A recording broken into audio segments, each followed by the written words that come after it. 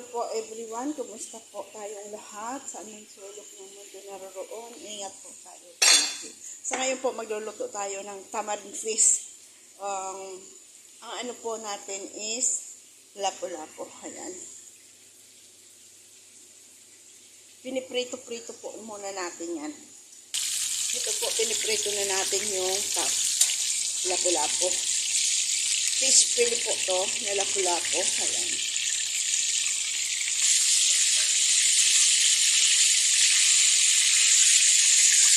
Sinsya na po kayo sa kawali. Ganun po talaga ang simpan ng kawali pag matagal na nagaganyan.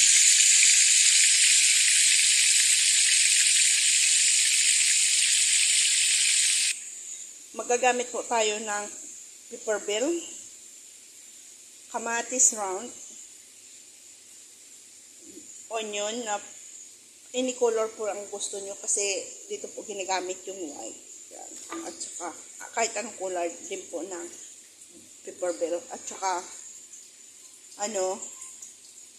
sibuya, bawang, luya. Didikdikin po natin yan. Tapos siyempre kailangan natin ang asin. Depende na po yan sa panglasa ninyo, pero wag po natin lagyan ng maraming asin kasi itong tamarind po may asin. Kaya mas maigi po na wag muna natin siyang lagyan ng asin kasi yung isda natin mayroon din asin. So wag na muna natin lagyan ng asin, no? Yan. So didikdikin natin yung bawang sibuyas natin. Dikdikin natin ang bawang sibuyas natin.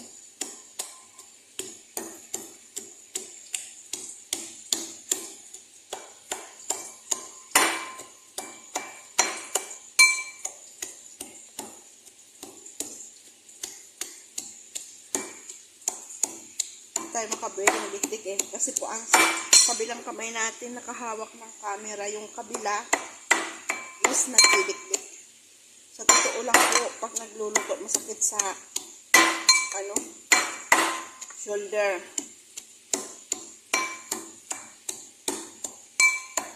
Sa balikat ba natin.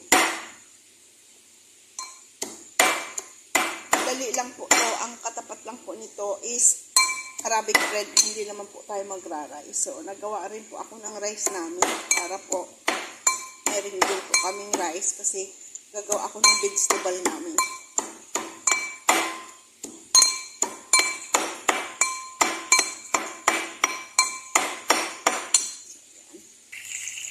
Ayan, tatanggalin na natin yung isda natin. Okay na po yan. Kasi hindi naman po natin siya pwedeng pritong masyado para ang purpose po nito para hindi siya ma-durog.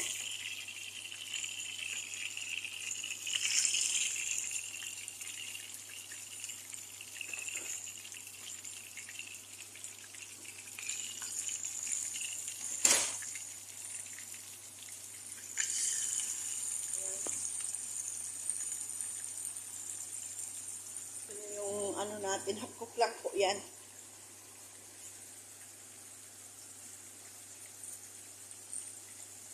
So, ito, ilagay na natin dito, luya.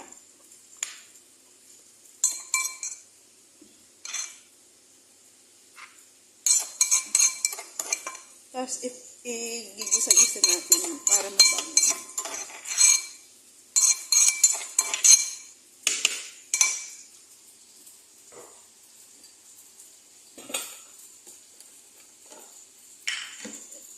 Oil.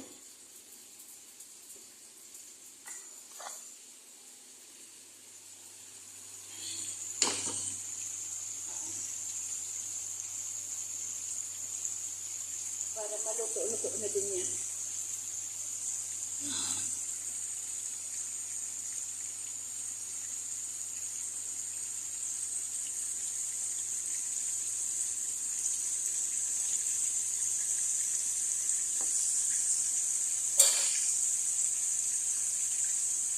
Lagay natin ito dyan na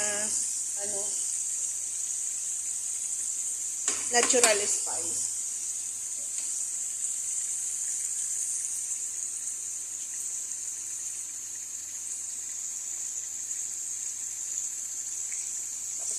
Gusto ko mag-gisang gulay. Yan.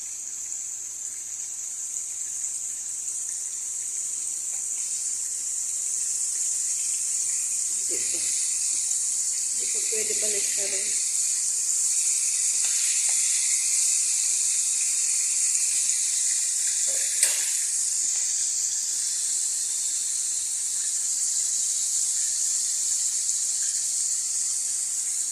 So, imamas muna po natin yung ating tamarin. Ito. Tamarin po yan. So, ilagay natin dito para pagka, ibubuhos na lang natin. Tamarin is, po yan, yung sampalok. Dito ko na linagay kasi may drainer na dyan. Walaan na diretso lang. Inano naman natin, minas na natin. Pag-gloves naman po ako. Ayan.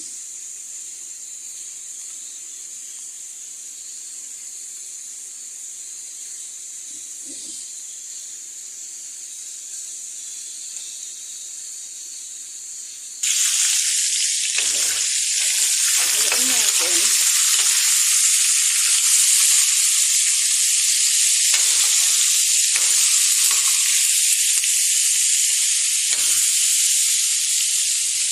Round lang po ang paglagay nyo ng bawang, ay natin, sibuyas, kamatis, at saka bell pepper. Nabubulol na.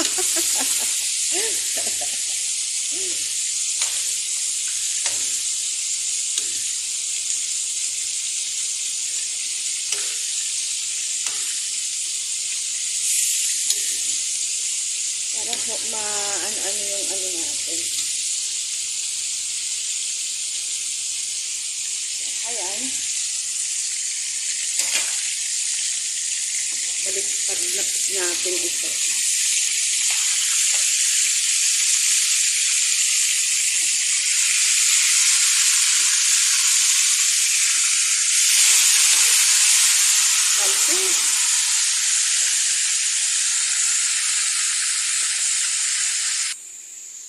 Haluin na natin, tapos i-dry natin doon.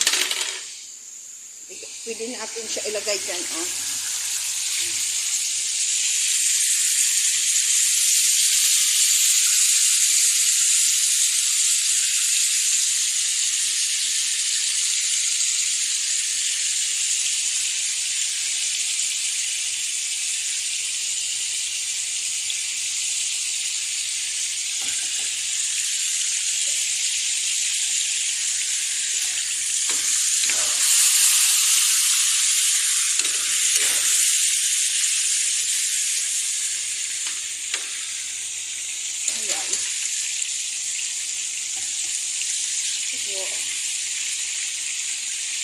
Hindi natin siya dyan idiretso.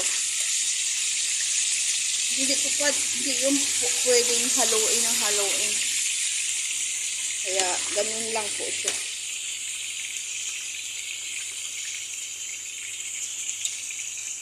Nalagay na rin natin ito.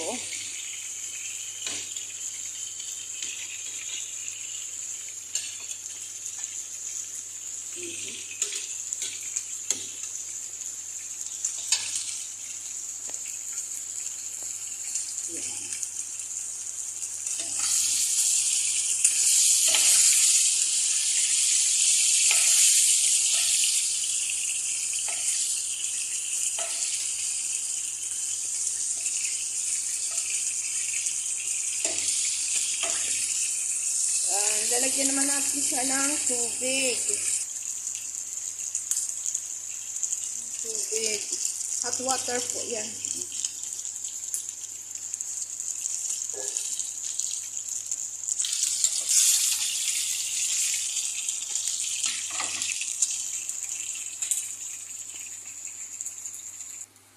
Yan ang natin. So, ayan. Magigisa naman po ako ngayon ng gulay namin. Ayan. Alam niyo po ba, ang gagamitin kong gulay is ito po ay balat ng watermelon. Inalis ko po yung green. Ayan na po. Kailangan natin bawang, sibuyas, luya, sili, kamatis, sahog natin hipon. Ayan. Ito ang ating mix mini vlog. So, ayan. Isama-sama na natin ito. Ibuhos doon. Gandan din naman yan. Para isahan.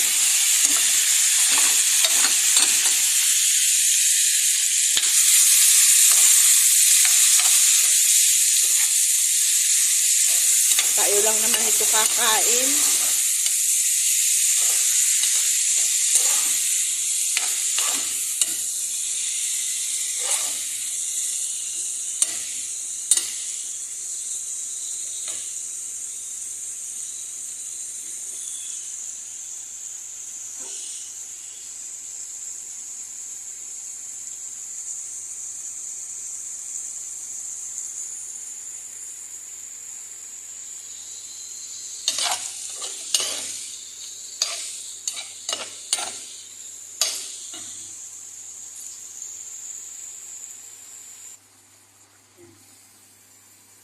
Puputol ang video natin, teka lang, kasi may tumatawag.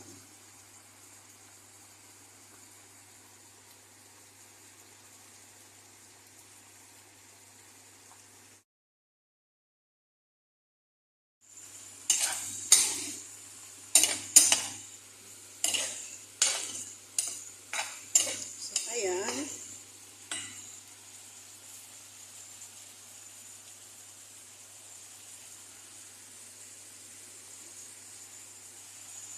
Lagyan natin soy sauce.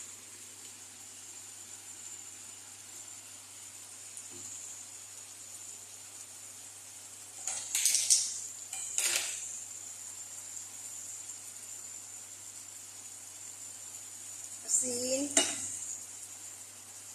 Ito kasi po, wala itong asin. Wala po. Bitsin. Ito, huwag natin masyadong anuhan muna ng asin. Kasi dating sinabi ko yung tamarin may asin.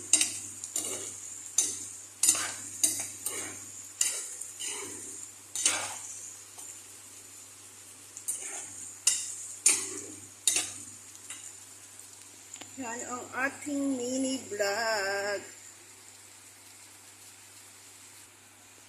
So, ngayon, ilagay na natin to.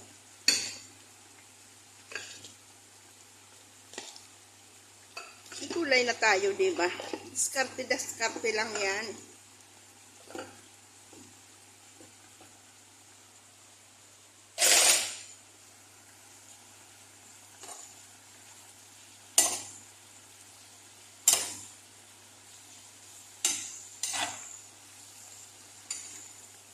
Sa isang OFW, kailangan ayaw mo magluto, mag-diskarte ka, makain. Kasi wala naman silang pakialam. May kainin kayo. Yung ibang amo, diba? Wala silang pakialam. Pero buti pa nga itong sa amo ko. Magluto ka kung gusto mo. Pero yung isda, yan, bilang na bilang. Mahal ko kasi ang isda dito. Kaya naiintindihan ko na. Mag-diskarte na lang kung So, mayroon tayo.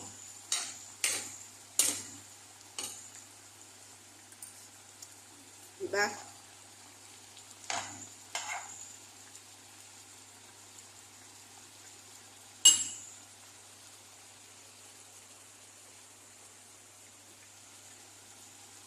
Lagyan natin konting tubig para maluto maayos.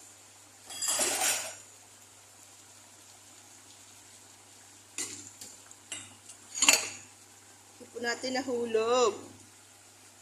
Buhay pang ating hipon.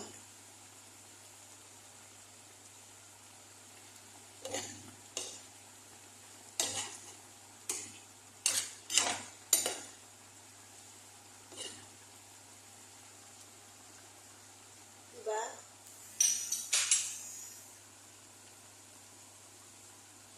Ayaw daw ng bata. Bala ka.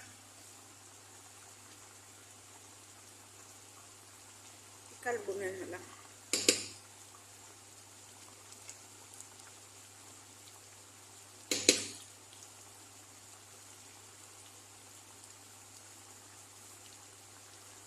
Gagawa na lang tayong vegetable salad. Tas okay na.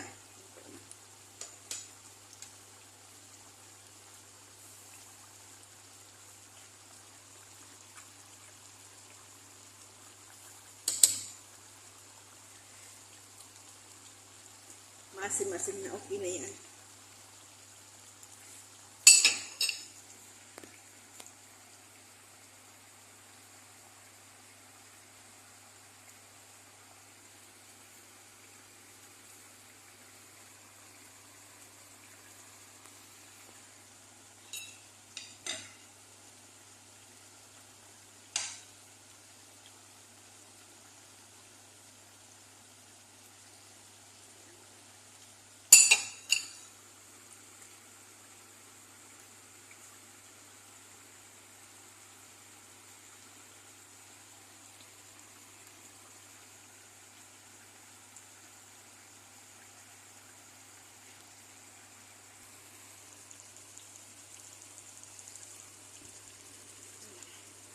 Lapit na yan po. Di naman natin ito pwedeng haluin ng haluin. Kaya saboy-saboyan lang natin ng sauce para manuot yung lasa. Kasi pag inano natin ho yan, madudurog ang ating isda. Ganun lang siya.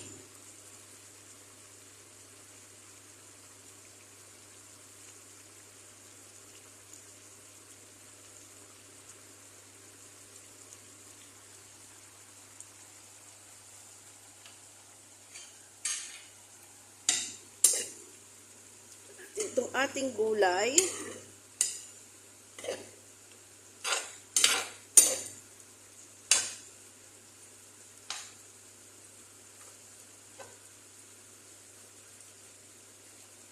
anuhin natin yung isang sili, durog-durogin natin para yung lasa din, para may konting sipa.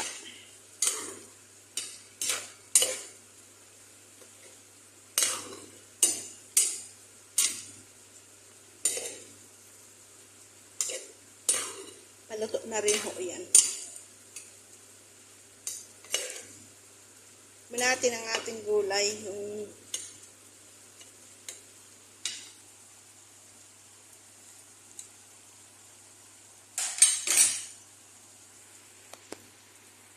malapit na din.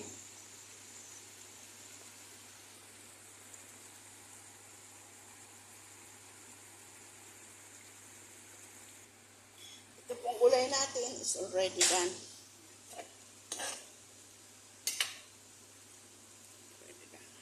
Ito okay na rin po siya.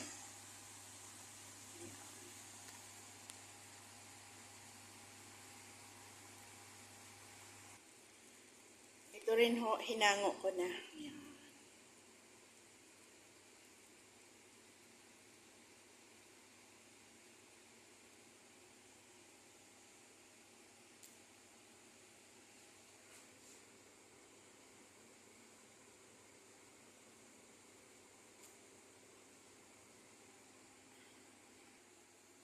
It's already done. Ayan na po.